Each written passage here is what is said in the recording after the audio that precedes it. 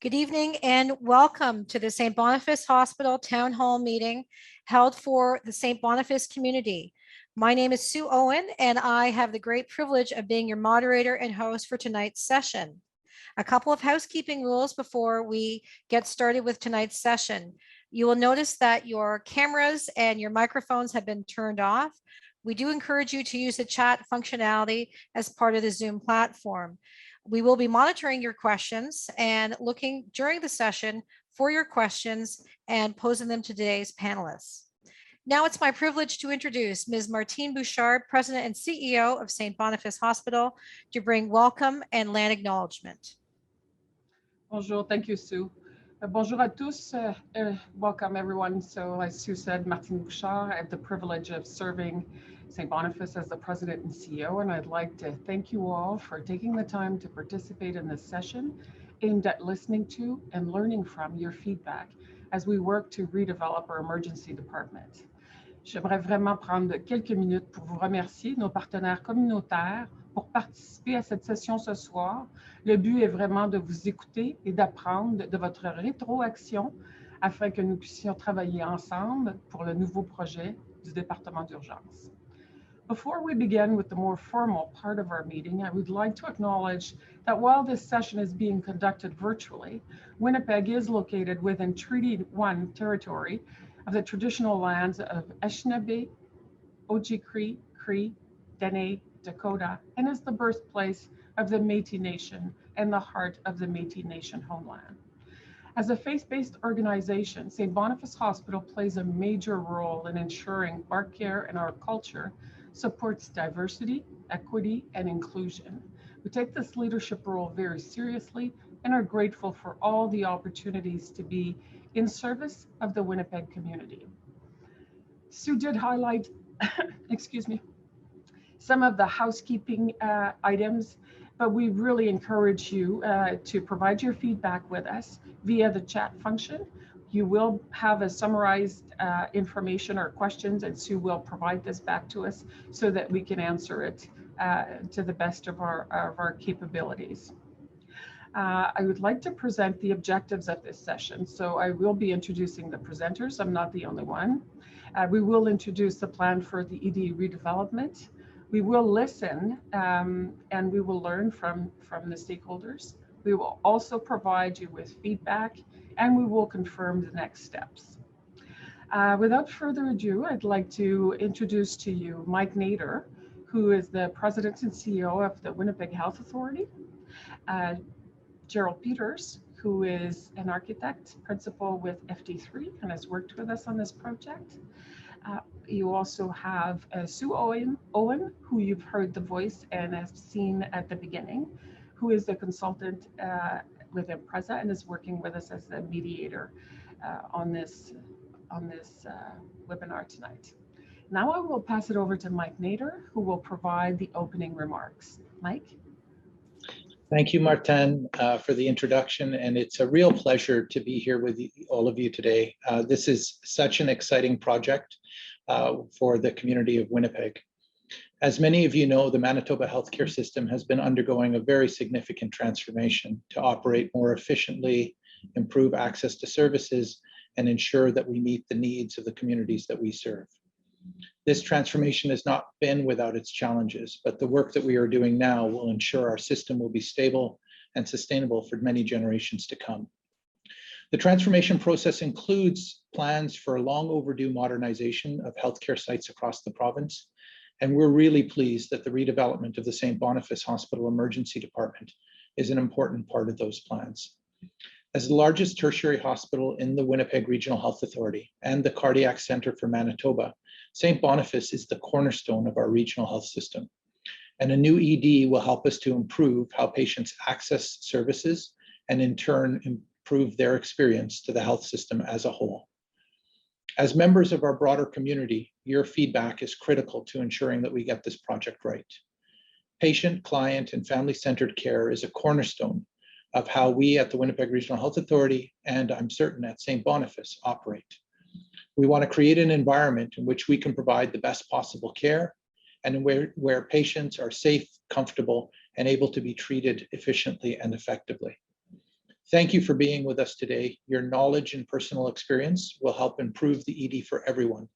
And I sincerely look forward to hearing what you all have to say. Thank you very much. Thank you, Mike. Today is about you. The well-being of our staff, the patients, and of course the community is our #1 priority. Within that priority is the redeveloping and expansion of the emergency department to serve you better.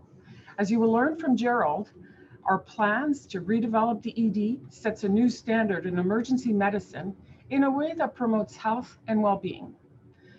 Our partners have envisioned an innovative, functional, and effective ED designed to improve our ability to provide care and improve how you, our St. Boniface community, experience our hospital.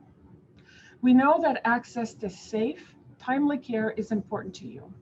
We know that when our community has a positive experience, we feel proud. And when our community does not have a great experience, we want to do better. We believe that the redevelopment of the emergency department reflects our better. As you will shortly learn, our new innovative approach envisions a space that has been designed to improve your experience in a way that is inclusive and barrier-free. This new space has been designed to improve efficiency, satisfaction, and safety. All of this work to improve the experience of providing, or in this case, receiving care. Our partners from FT3 have been working hard on your behalf, and now it's time for us to listen to and learn from you, the people for whom we are developing this space. But before I review some of the highlights of this approach, I wanted to reinforce our commitment to you. The staff and volunteers at St. Boniface Hospital are truly dedicated to providing safe, high-quality care for the patients of Winnipeg. That won't change. Our goal is to continue to communicate with you regarding what we are doing and to minimize the disruption and facilitate access to the services that our community needs. We will be communicating with you early and as often as demolition and construction progresses.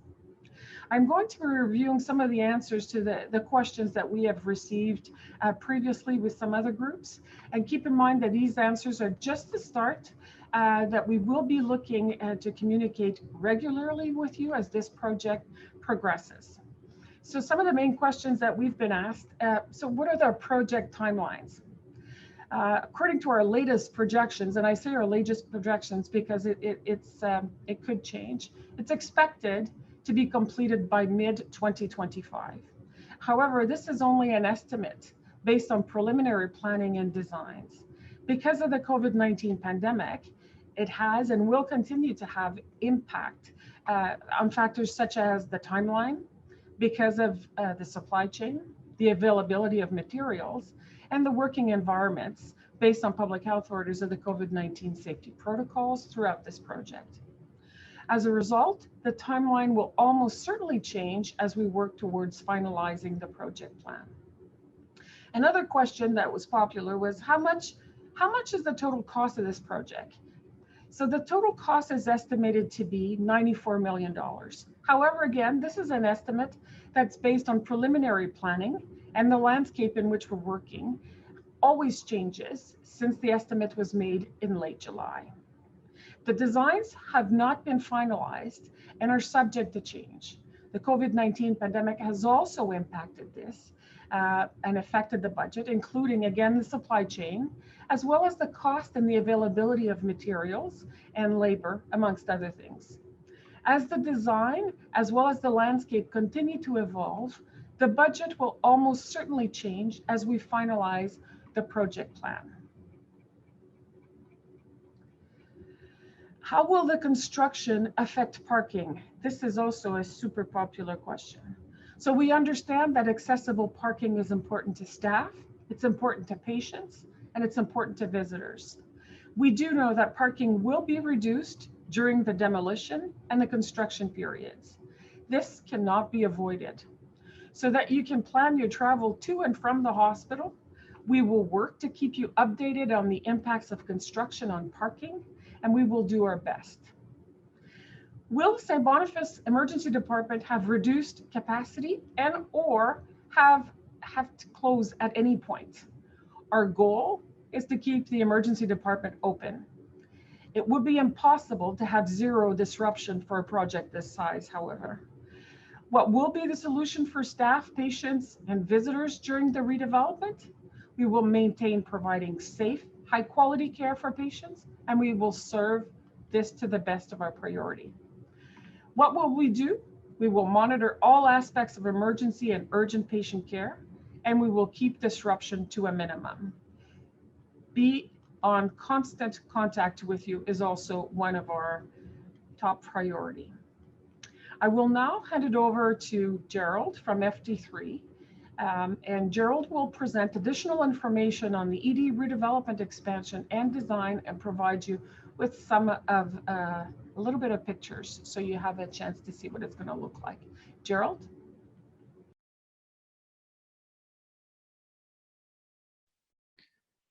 Thank you, Martine, and good evening, everybody.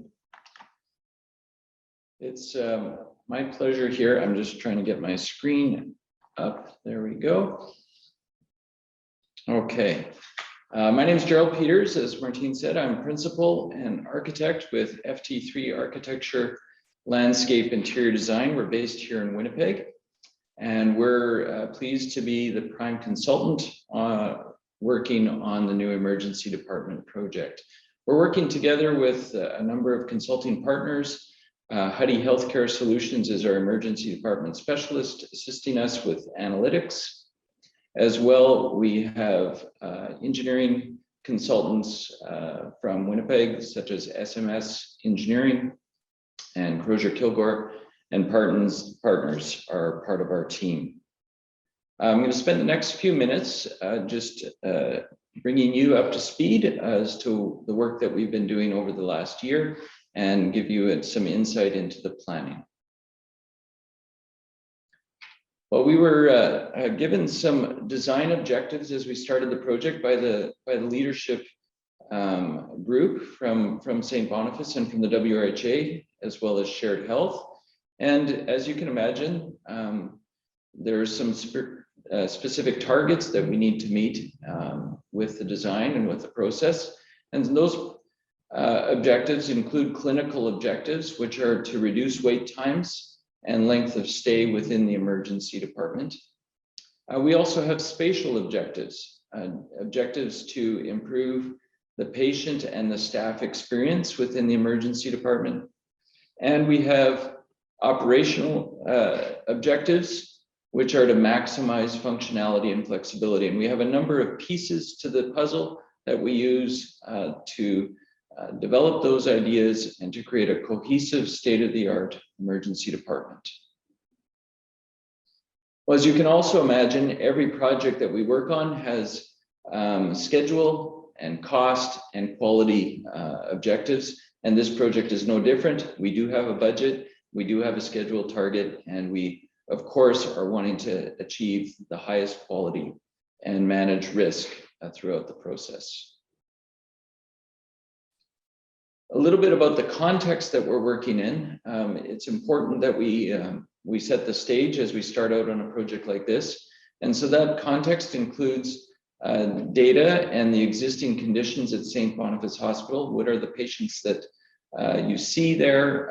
What patient volumes and so forth. The context also includes 3 emergency departments within the WRHA, as well as 3 urgent care centers, and how they work together. We also are working within the new provincial clinical and preventative services plan. And as Mike Nader mentioned earlier, the transformation planning that's been going on for the last couple of years.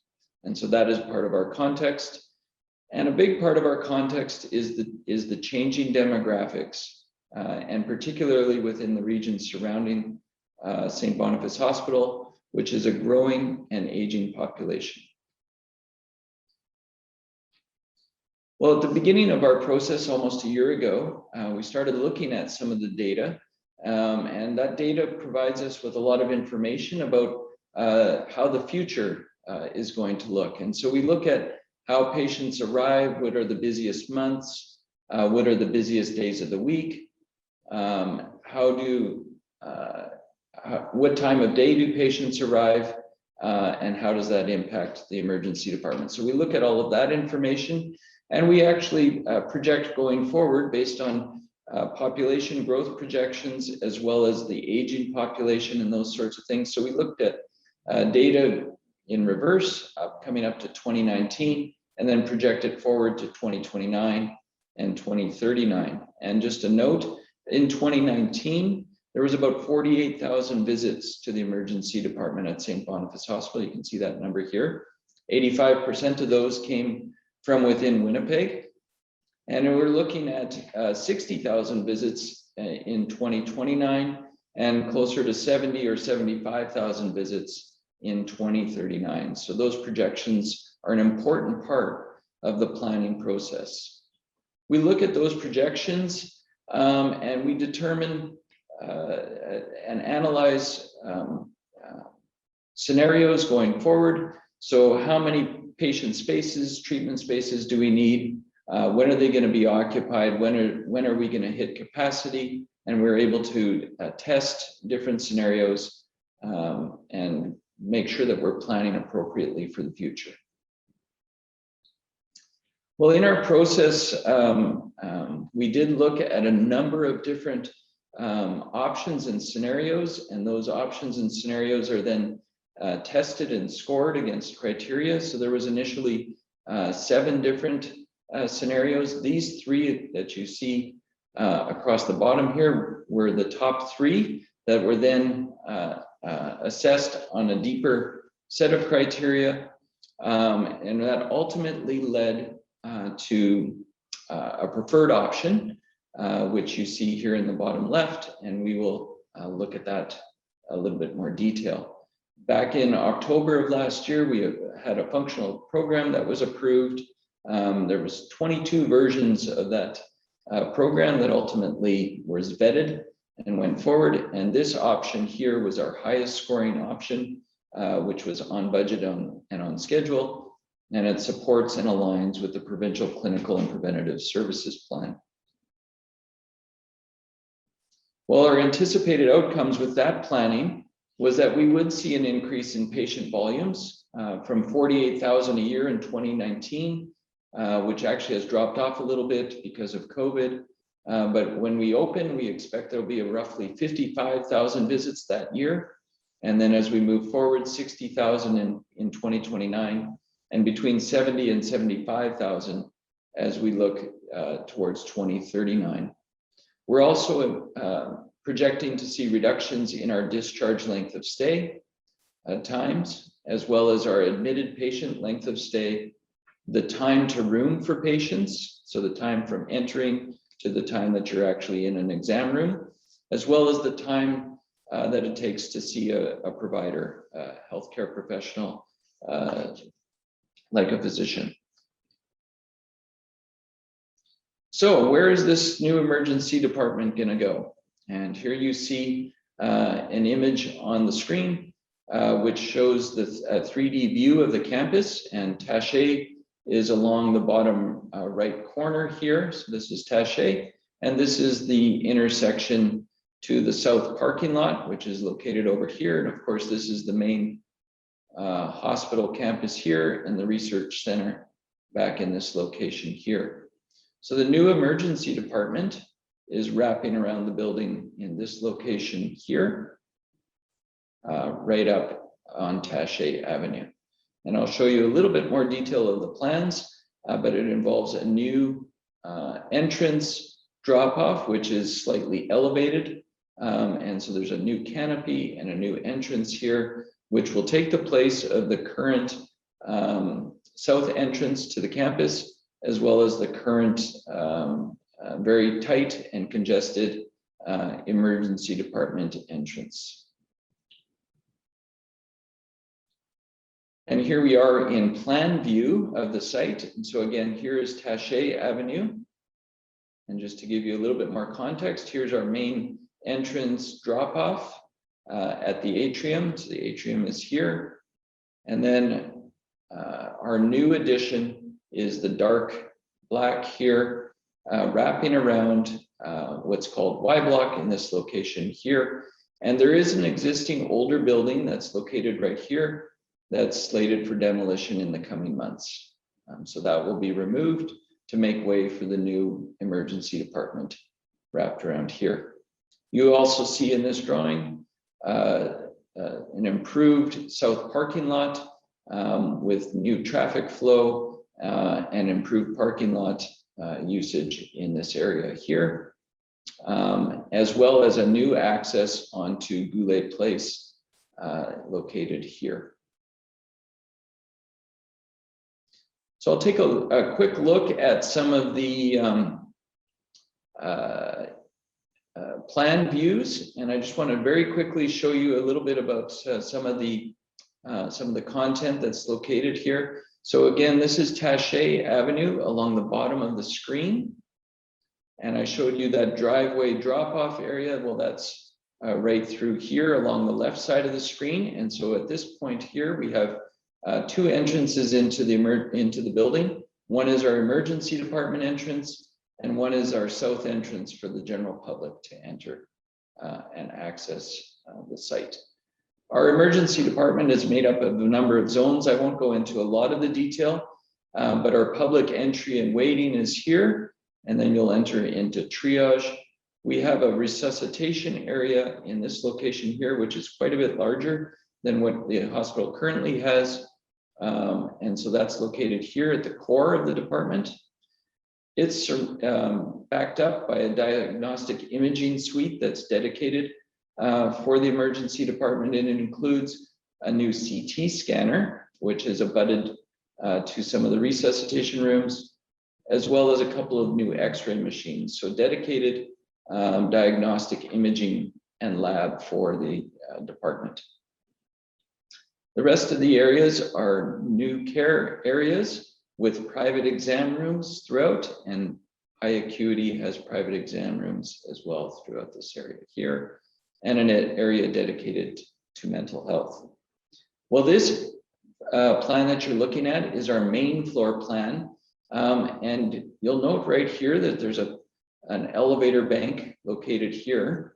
And I'll take you to the next drawing, and you'll see that that elevator bank is right here. And this drawing is of the ground level. So this is the level that's just below the main floor. It's half a level below grade. And this is where our ambulances will enter. So over here on the right-hand side of the drawing, ambulances will enter into a below grade parking area where they can have 10 ambulances, and they will be segregated from the rest of the transportation vehicles on site. Ambulances will exit over here on a ramp in this location. And patients will then be brought up into the heart of the department using these trauma-sized elevators that are located here. Our building actually extends up to the second floor here, and those same elevators extend up to the second floor, which gives us really great direct access for the cath lab. So patients that need to go directly into that surgical procedure can do so with very quick access. Well, to give you a little bit of an image and a view of the new department, this is a drawing that shows it from the south east corner. So Taché again is on our far right here, and it gives you a view of the new department, of the driveway as it moves up towards the entrance, that large canopy area here, which will cover the drop-off zone here, and you can see some of the redeveloped parking in this location. And then this is a view of the south entrance and the emergency entrance looking under the canopy, which is here. So there's our dedicated emergency department entrance, and the public entrance is adjacent to it. We also have a direct access to the ground level from the parking lot for folks who need to enter more directly.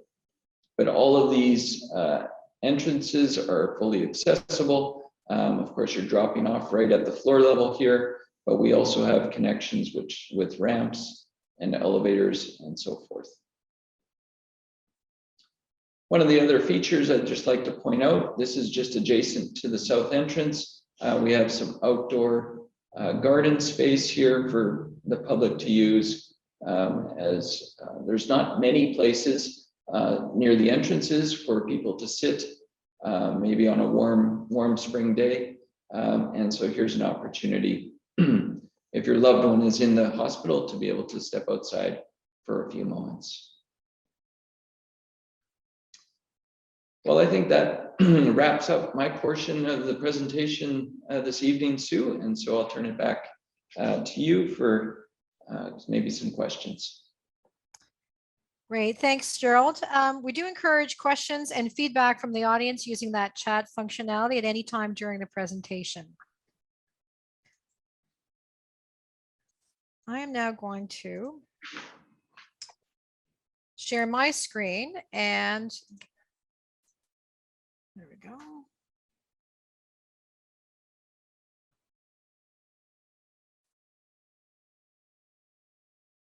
And get to the portion of the presentation that's really about you. So you've seen the design, you've had a chance to see what the new entrance will look like, and certainly the new areas for the community.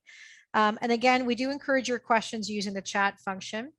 Now, what we'd like to do is listen to and learn from your feedback. But before we do that, we do have a question from the audience, and then it'll be from Martin. The question is from Jan. At the beginning, Martin mentioned that St. B will be in constant contact with us. What will that look like? So Martin, before we get started, I will pass that question over to you.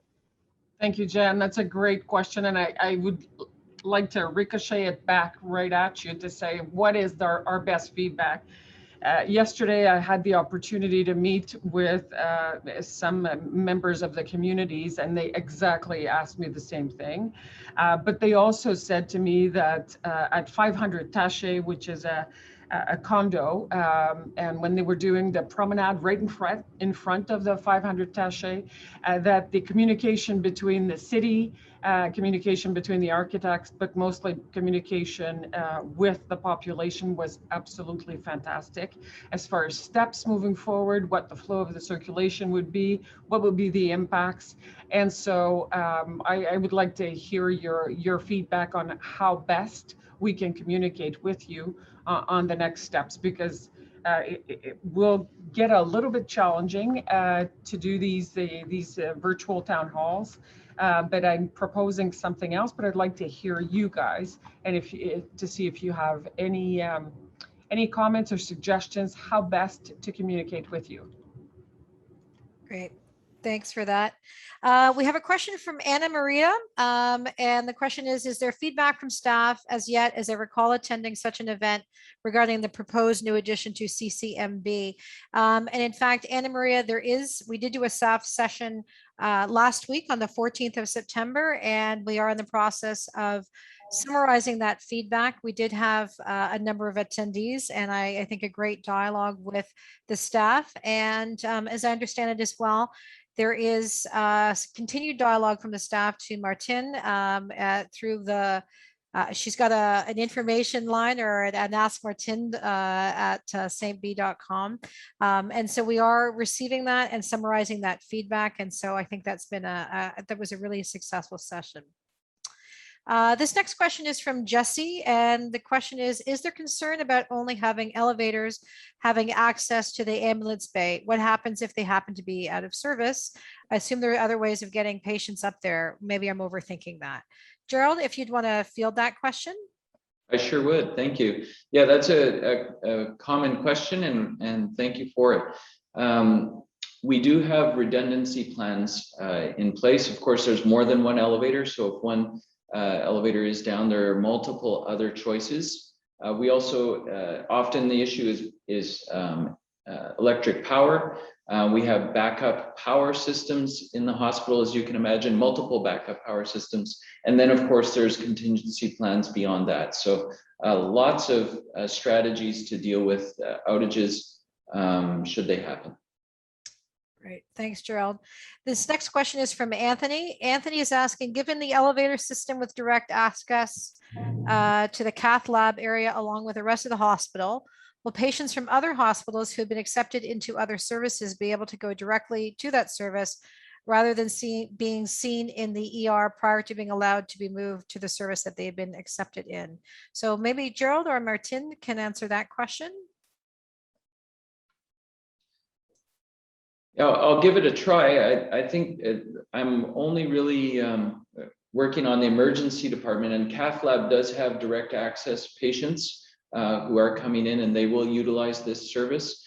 But as far as other services go, that's well beyond the scope of our project. So I'm not aware that that's a strategy here, but these elevators are really dedicated for the emergency department and those urgent patients that might need to get to the cath lab. Great, thanks, Gerald. This next question is from Jesse. Jesse is asking about, are there any thoughts about converting the south parking lot to a parkade? Gerald, that one would be for you. Certainly. Yeah, thanks for the question as well. The project at the hospital for the emergency department really is focused on the emergency department. So there is some other initiatives to deal with parking in and around the campus, but the south parking lot will not be converted to a parkade at this point, and is really land that's dedicated to the hospital functions directly. Thanks, Gerald. This next question is from Jan. Jan is saying, I'm a Winnipegger and can't help but be concerned about the ambulances going half a grade below regarding snow and ice, and also loading and unloading in a closed space with exhaust and etc. So Gerald, I'll pass that question over to you. For sure.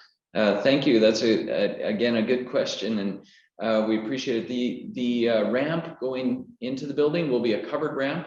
There'll be heated ramps, so we'll make sure that that those are free of ice and snow, and they really aren't actually that steep. We're only going down about 1.5 meters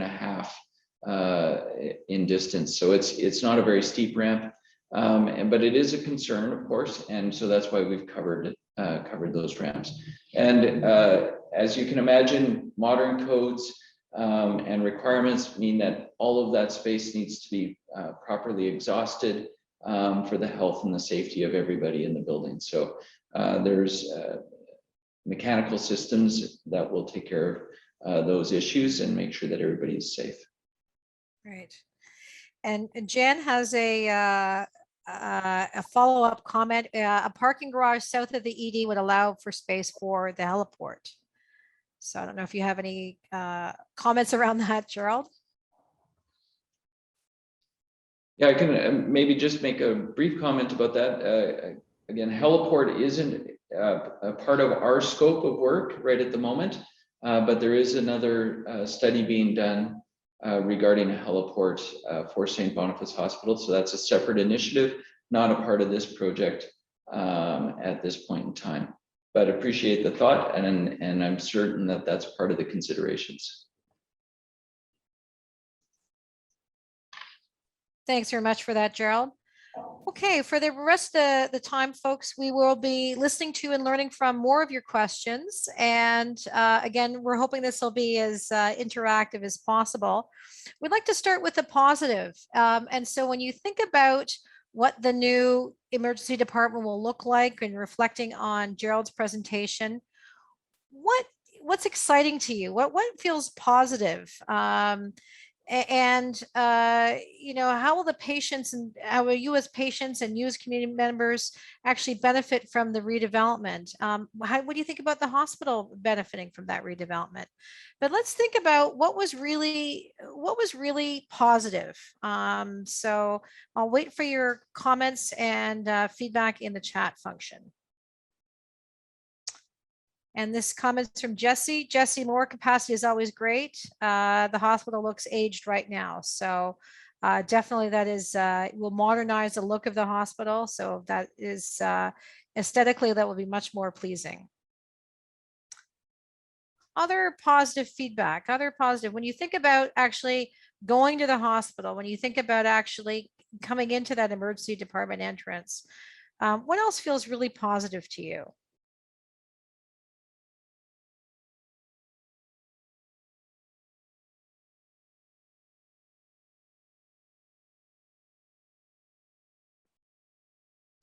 Okay, I'm going to keep us moving.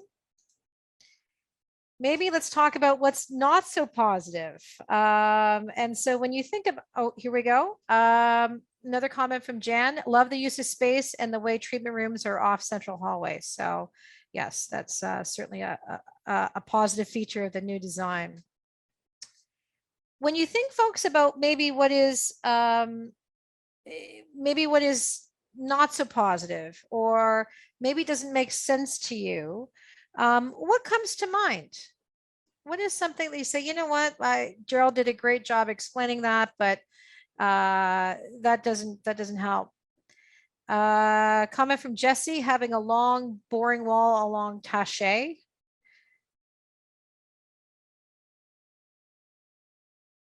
Okay, so that is something that's, I'm guessing, Jesse, that's something that you feel is not positive. So thanks for that.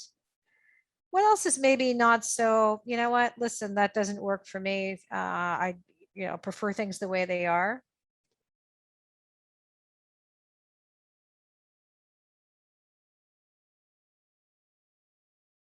Anything else that didn't make sense to you, or that you didn't, can we have another look at the south entrance? So absolutely. So Gerald, if you actually direct me to the slide number, I can actually move us back there.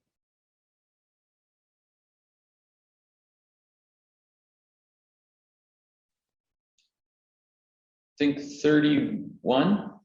Okay.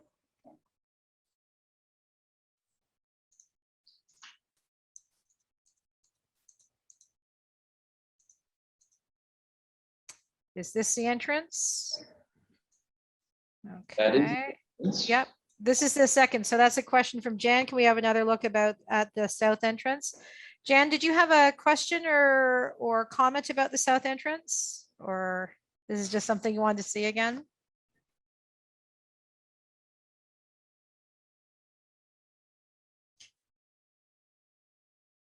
Any other slides or any comments? Does this, again, is this aesthetically pleasing to you, or is this something that, oh, wanted another look? Okay, another comment is, this is from Jesse. Jesse, I still have concerns about having the ER and ambulance bays not on one level, especially if there is a large emergency with more than a few patients. So Gerald, did you have any feedback or comment about that point? Yeah, we've run a lot of simulation modeling to test these ideas. And so, we do appreciate the concern. We've had a lot of discussion with the ED staff and how these strategies will be worked. These elevators are very large elevators. You can have an entire trauma team on the elevator. We have multiple elevators that are new, as well as existing elevators that'll be able to deal with that. So, and if there is a catastrophic event where, let's say, for example, the major incident response vehicle is needed, that vehicle will actually pull up and be right at the underneath the canopy. So that one will go into triage through a different direction. So there's lots of strategies that have been developed to make sure that we can deal with patients in a timely way. Okay, thanks. Another question from Jan, where the white car is under the overhang, how wide is that space? And for example, how many cars, I guess, can go through that area is the question.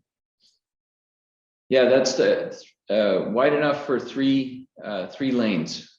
So there'll be a vehicle can park, another vehicle can pass, and if it stops, then a third vehicle can go beyond that and beside that. So 3 lanes wide. These are great questions, folks.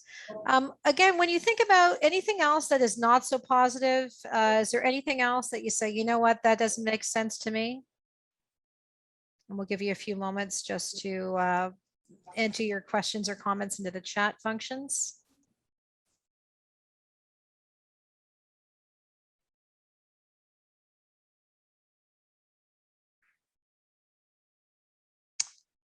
Okay, this point is from Jesse.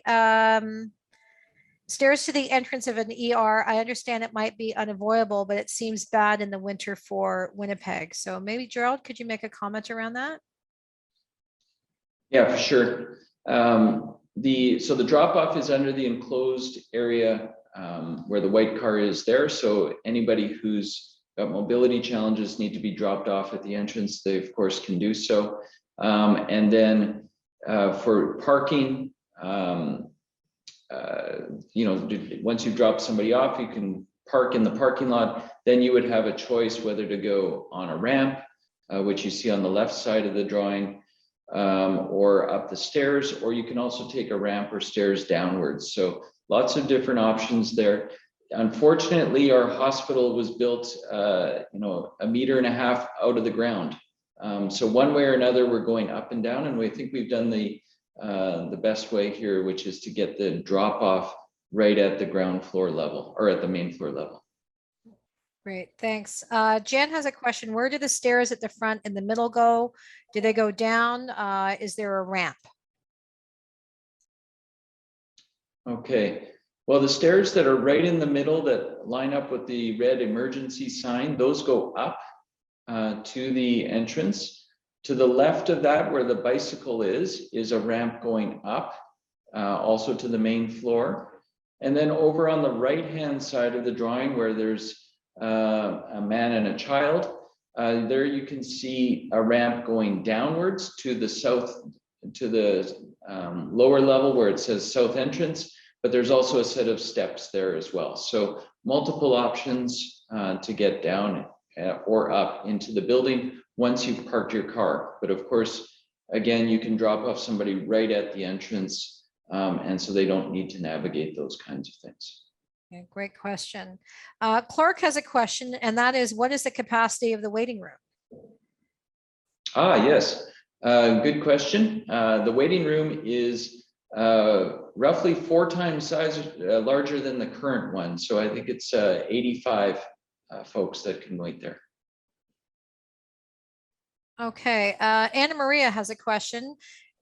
Curious to know whether you have chosen design, which I like, that functions well elsewhere, i.e. similar sized cities. So maybe share a little bit about your experience with other jurisdictions, Gerald. Certainly.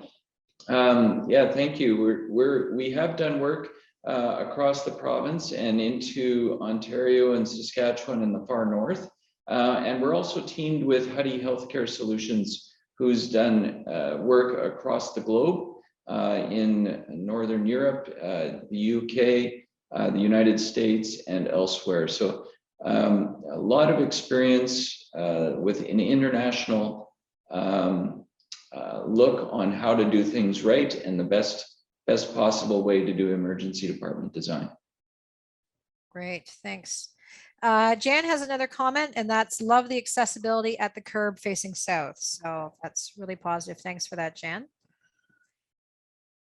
Okay, anything else, folks? In the last slide, which I'm just going to leave this up because folks are seeming to be really enjoying taking a look at the design, is, in thinking about moving forward, because, as Martin said, that this is not the last time St. B wants to engage with you. We want this to be a constant contact and an ongoing dialogue.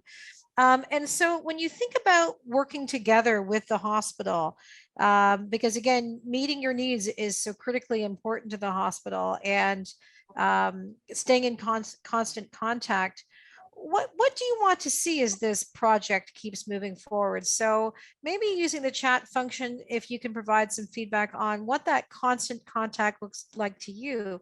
How would you like the hospital to communicate to you about as construction goes, as the redevelopment goes, as parking and all of those things progress? So and really thinking about how can we all work together to to stay in the solution and to really make this redevelopment as exciting and as impactful and as everyone's sort of participating as much as possible. So any feedback that you have on for the hospital and for Martine and her team around how the hospital can stay in contact with you is very welcome. So I'll give you a few moments to enter your questions and comments in the chat function.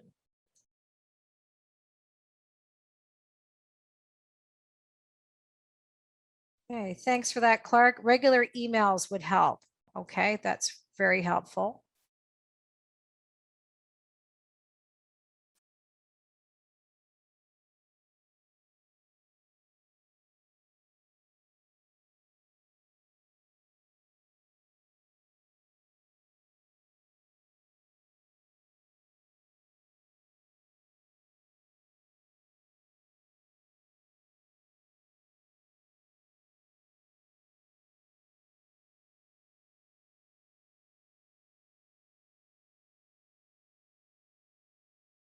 When you think about the feedback, everybody, oh, and updates on the website. Thanks very much for that, Jen.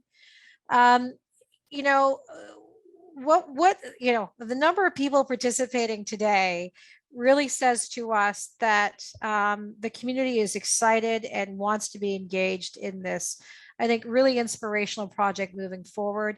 I think your questions have been absolutely just really, again, speaks to your interest in the new organization, the new redevelopment rather, and in St. B as an organization. So I think to summarize, again, there sounds like there's a great curiosity on what it's going to look like to make sure that there's accessibility. And that there's and really you're able to get to and from the hospital with ease. I know Jan's got a comment. In addition to updates on the website, how many are participating? We have over 50 people on the call tonight, which is, I've done this a number of times. Sometimes we get 2 or 3 people participating in a town hall. So that's, I think over 50 is really encouraging. So I think there's a great energy around this project. Okay, I'm going to pass it back over to Martin for closing remarks. And again, really thank you for your interest and enthusiasm. We realize this is part of your supper hour and you're giving up your personal time. And I think this is, again, it's an exciting project. And, obviously we've got a really interested and excited community as part of that. So back to Martin. Thank you, Sue. And thank you, like Sue said, thank you again for all your comments and for being present here, listening to this, and wanting to move forward for St. B's community as well as St. B AD project. I think this is a fantastic project, and I look forward to your continued interest. Some of the highlights, perhaps some of you said, emails as far as communications. I've also heard from Jan, who said on the website.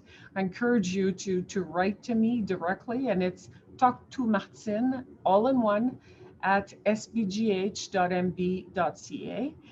What we are doing is we are collecting all of the feedback, comments, and we will be sharing these comments back to you in a PowerPoint presentation, just to make sure that we've understood. And this feeds into exactly the way that we've been working for the past number of years as far as co-creation. I can think of the strategic plan to name one, but it's just to understand, have we really reflected or understood your comments or questions, and to reflect this back to you. So that will be done. Again, encourage you to talk to Martine at sbgh.mb.ca.